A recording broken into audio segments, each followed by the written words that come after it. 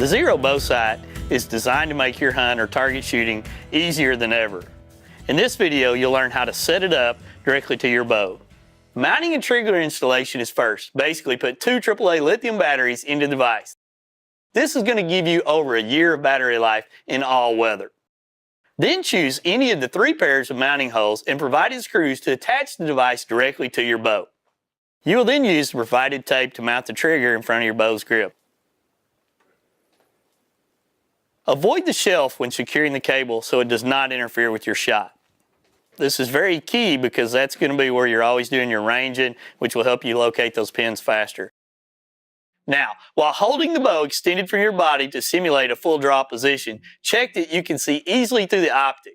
Now, this is a key point.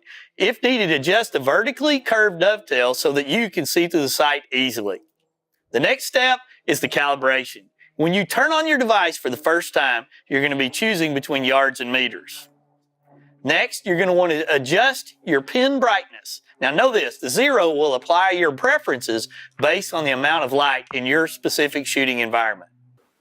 The primary LED is next. You need to adjust your primary LED used to aim the laser rangefinder. I personally and everybody else recommend setting this pin in for about 20 yards or 18 meters. But if you shoot long distances, you can set it up for 30 yards or 27 meters. Know this, the range you select will not affect your ability to range game targets out to 100 yards. Another key point is the pitch and yaw. Use the pitch and yaw adjustments to align the aiming reticle to your eye. When the reticle comes on, line up the primary LED, which is the red dot, with the center circle. The arrows indicate small adjustments you need to make to the sight position. Next up, when you're at full draw, you should only see the primary pin in the middle of the aiming reticle. Move the body of the sight the same way you want the LED to move in relation to the circle. The Xero will ask you to make sure your primary LED still shoots properly. Make any horizontal or vertical adjustments, then check your reticle alignment and adjust it if necessary. Once you have set your first range, step back 10 yards and follow the exact same process again.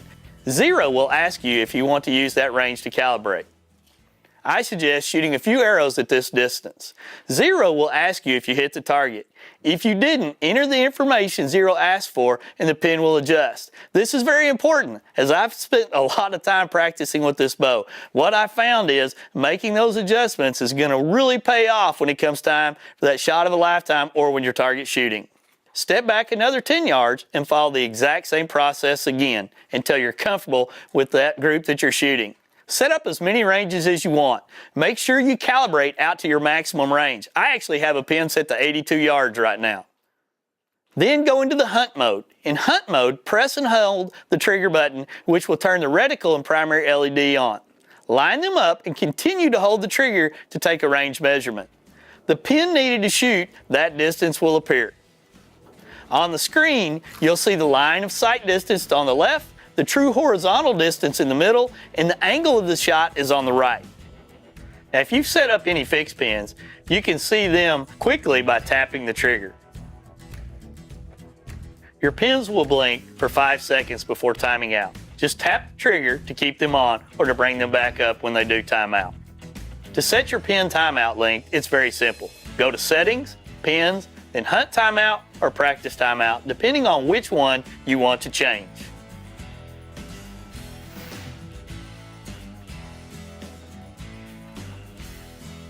Now check out all the other videos in this series to learn more about the Garmin Xero bow sight.